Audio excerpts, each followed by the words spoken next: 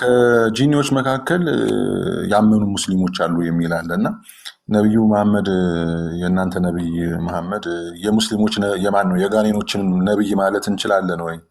ለእነሱም ነው ወይ የተላከው? እንደገና ኢብሊስ ከጋኔኖች ወገን ከሆነ እናትና አባቱ አሉት ወይ? ያው ይወልዳሉ ይዋለዳሉ ስለምትሉ አሁንስ እየወለደ እየተዋለደ ነው ወይ? እየተባዛ ነው ወይ? እሺ ኢብሊስ ካደ፣ የእሱ ልጆች ሰልመዋል ወይ? ቢያምኑ ወደፊት ቢያምኑ ይሰልማሉ ወይ የሚል ጥያቄዎች ነው ያሉኝ። አብረ ጠቅለል አድርገህ መልሳቸው። እሺ ወደ ምላሹ ስገባ አንድነታቸው ምንድን ነው ከሚለው ልጀምርልህና አማናዊ የሰይጣንና የሰይጣን ሳይሆን ላይክ የጂኒና የመላእክ አንድነት ምንድን ነው ካልከኝ ሁለቱም ፍጡር ናቸው። ስለዚህ ሁለቱም ፍጡር መሆናቸው እኛንም ጨምሮ አንድ ያደርገናል ማለት ነው። ከዛ የተሻለ ወይም ደግሞ የተለየ ምንም አይነት አንድነት የላቸው። ምንና ምን መላእክና ጂኒዎችን በተመለከተ ጂኒዎች የተፈጠሩት ከምንድን ነው የሚለው ላይ በሱራ 15 ቁጥር 27 ላይ ጃንንም ከሰው በፊት ከእሳት ነበልባል ፈጠር ነው ይላል አላህ Subhanahu Wa Ta'ala። ጃን ማለት የጂኒዎቹ የመጀመሪያ አለቃ ወይም ደግሞ የጂኒ ብዜት ነው ጃን የሚባለው ነገር ማለት ነው። መላእክትን በተመለከተም ኢማም ሙስሊም መጽሐፍ 55 ሐዲስ ቁጥር 78 ላይ አይሻ እንደተረከችው የአላህ መልእክተኛ ሰለላሁ ዐለይሂ ወሰለም ምንድነው ያሉት? መላእክት ከብርሃን ተፈጥረዋል፣ ጂኒዎች ከእሳት ነበልባል ተፈጥረዋል፣ አደም ለእናንተ እንደተገለጸላችሁ ከሚጭለቀለቅ ሸክላ ተፈጥሯል ብለው ተናግረዋል። ስለዚህ የሶስቱ አፈጣጠር ይለያያል። ታዲያ ምንድነው የሚለያቸው ነገራቶች ከዛ በተለየ ላይክ ጂኒዎች ሰዎችና መላእክት ከተባለ አላህ Subhanahu Wa Ta'ala ጠቅላላ አድርገን ስናየው በሶስት ከፍለን እንየው። ሶስት አይነት ፍጡሮች አሉት አይነት ነው ያልኩህ። አንደኛው መላእክ ነው። ሁሌም ፖዚቲቭ ናቸው። አላህን አያምጹም፣ አይክዱም፣ ፖዚቲቭ ናቸው። የተጫነባቸው ሶፍትዌር ራሱ ፖዚቲቪቲ ነው። ላይክ ኔጌቲቭ የሚባል ባህሪ የላቸውም። ሁለተኛው እንስሶችን ብንወስድ ደግሞ መነካከስ፣ መበላላት ወዘተ ያለባቸው ኔጌቲቭ የሆኑ ፍጥረቶች ናቸው። ፖዚቲቭ አይደሉም፣ ኔጌቲቭ የሆኑ ፍጥረቶች ናቸው። ሁለቱ በሚሰሩት ስራ መላእክም ይሁን እንስሶችም ይሁን በሚሰሩት ስራ አይወቀሱም፣ አይመነዱም፣ ምንዳም አይሰጣቸውም፣ ወቀሳም የለባቸውም። ለምን? ፖዚቲቭ እና ኔጌቲቭ ሆነው ስለተፈጠሩ ማለት ነው። የሰው ልጅና ጂኒዎችን ግን አላህ Subhanahu Wa Ta'ala ዜሮ ላይ ነው የፈጠራቸው። ሲፈልጉ ፖዚቲቭ ወጥተው ከመላእክት በላይ ይሆናሉ፣ ሲፈልጉ ኔጌቲቭ ወርደው ደግሞ ቁርአን ላይ እንደሚገልጸው እንደ እንስሳዎች ይሆናሉ። ከእንስሳም በታች የመውረድ አቅምም አላቸው፣ ከመላእክ በላይም ከፍ የማለት አቅም አላቸው። ያ ማለት ምን ማለት ነው? ነፃ ፈቃድ አላቸው። ነፃ ፈቃድ ያለው አካል ደግሞ መካድ ይችላል። ሶ ኢብሊስ የመጀመሪያው የጂኒ ዘር ማለት ነው። የመጀመሪያው የጂኒ ዘር ላይክ የመጀመሪያው የጂኒ ዘር አይደለም ወይም ደግሞ ላይሆን ይችላል። ብቻ ከጂኒ ወገን ነበረ ብሎ ሱራ 15 ላይ ስለሚያስቀምጠው የጋኔል ዝርያ ያለበት ነው። ማን ይባላል? ኢብሊስ ይባላል። ገባ? ኢብሊስ ይባላል ይህ ፍጡር ማለት ነው። ሶ ለአደም ስገዱ በሚል ትእዛዝ ውስጥ ኢብሊስም ታዞ ነበረ። ከሰጋጆች ግን አልሆነም፣ አልሰገደም። ለምንድን ነው ማትሰግደው ሲባል ሪዝኑን ሲያስቀምጥ ኩራት ነው፣ ኢጎ ነው ያባረረው።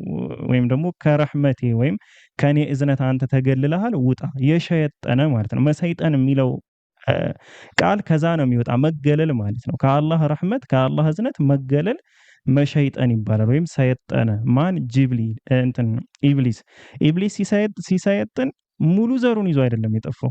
ሙሉ ዘር ይዞ መጥፋት የሚባል ነገር የለም። እሱ ነፃ ፈቃድ ነበረው፣ ነፃ ፈቃዱን ተጠቅሞ ክዷል። በተጠየቀ ሰዓትም ኩራትን አነሳ። ይቅርታ ከመጠየቅ ይልቅም የዚህን ሰው ዘሮች አሳስታለሁ አለ። ተጠያቂነቱ በራሱ ላይ ነው። እሱ ሰየጠነ ማለት ዘሮቹ በጠቅላላ ከሃዲ ሆኑ ማለት አይደለም። እነሱም ልክ እንደሱ ዜሮ ላይ ናቸው፣ ፈቃድ አላቸው። ሙሳ አለይሂ ሰላምም ሲላኩ ለነሱ ተልከዋል። ሱለይማን አለይሂ ሰላምም ሲላኩ ለጅኒዎች ተልከዋል። ነቢያችን ሰለላሁ ዐለይሂ ወሰለም ወማ አርሰልናከ ኢላ ረሕመተን ሊልዓለሚን ሲል ሊልዓለሚን ነው፣ ለዓለማት እዝነት አድርገን እንጂ አላክንህም ነው። ለዓለማት የሚለው ቃል የጂኒውን አናዘር ዳይሜንሽን እና የኛን ዓለም ሁለቱን ዓለም ነው የሚያካትተው። ስለዚህ ብዙ ነቢያቶች ሲላኩ አላህ Subhanahu Wa Ta'ala ቁርአን ላይ ከየወገኖቻቸው መልእክተኞችን ልከናል ይላል። ስለ ጂኒና ስለ ሰው ካነሳ በኋላ ለኛ መልእክተኛ እንደሚላክልን መልእክት እንደሚደርሰን ሁሉ ለጂኒዎችም አስጠንቃቂ የሆነ ከአላህ ዘንድ መልእክተኛ ይላክላቸዋል። የሚላክላቸው መልእክተኛ ግን ከሰው ወገንም ሊሆን ይችላል፣ ከጂኒ ወገንም ሊሆን ይችላል። ሰው ትምህርቱና መልእክቱ ግን ይደርሳቸዋል። ልክ የሙሴ መልእክት እንደደረሳቸው ማለት ነው። ታዲያ ምንድነው የማመን እድል አላቸው ወይ? አዎ አላቸው።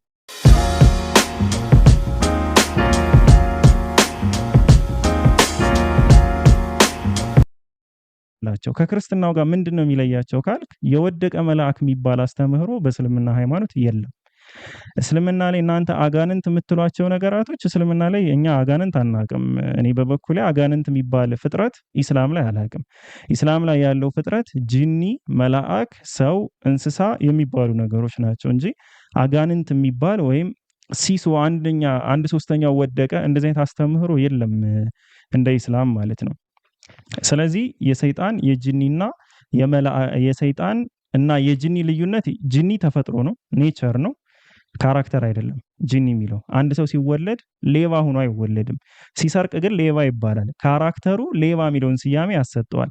ሰይጣንነትንም በተመለከተ ማንኛውም ጂኒ ሰይጣን አይደለም፣ ማንኛውም ሰውም ሰይጣን አይደለም። ያ ሰው ግን ሲሸየጥን ወይም ከአላህ ረህመት ሲገለል ሰዎችን ወደ ጥፋት ሲመራ ሰይጣን የሚለውን ስያሜ ያገኛል። በምዕራፍ 114 የመጨረሻው አንቀጽ ላይ ከሰውም ከጋኔልም ከሆኑ ሰይጣኖች በአንተ እጠበቃለሁ በል ነው የሚል።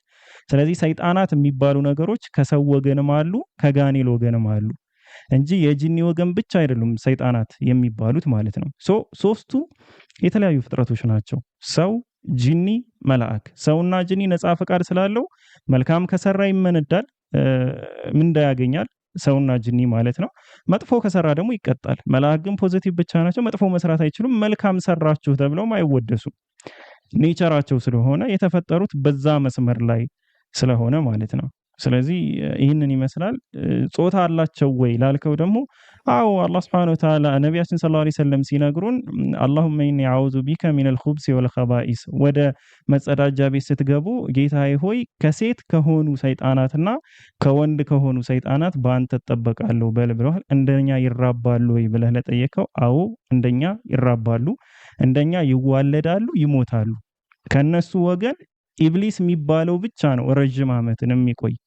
አንተ ከሚቆዩት ነህ ብሎ አላህ Subhanahu Wa Ta'ala ስለወሰነ ስላስቀመጠ የሱን እድሜ በተመለከተ ኢብሊስ ብቻ ረጅም ዓመት ይቆያል እንጂ ሌሎች 1500 ዓመት ቆዩ ሟቾች ናቸው ሁሉም ማለት ነው። የትንሳኤ ቀንም በሚሰሩ ስራ ይጠየቃሉ። ቁርአን ላይ ምንድነው እናንተ በእርግጥ ብዙ ከሰዎች ወገን የሆኑ ብዙዎችን በእርግጥ አሳታችሁ ይላቸዋል። አሁን በማጂክ መልክ ይመጣሉ ምናምን በጣም ብዙ ገጽታዎች አሏቸው።